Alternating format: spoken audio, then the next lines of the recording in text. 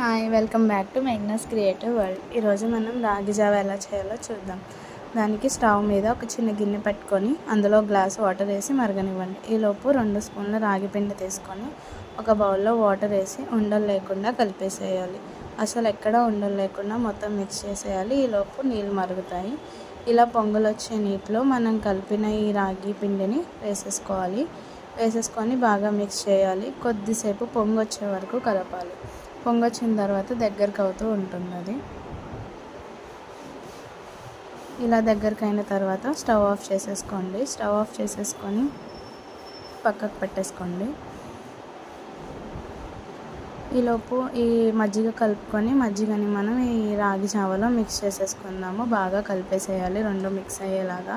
Summer టైంలో రాగి జావ తీసుకోవడం చాలా మంచిది, ఎందుకంటే మన బాడీకి ఒక కూలెంట్ లాగా యాక్ట్ చేస్తుంది. మన బాడీ టెంపరేచర్ని కూడా హీట్కి తగ్గట్టు మెయింటైన్ చేస్తుంది. సో పిల్లలకి పెద్దవాళ్ళకి అందరికీ చాలా మంచిది కాబట్టి సమ్మర్ టైంలో కంపల్సరీ తీసుకోవాల్సిందే ఇది. Thank you for viewing.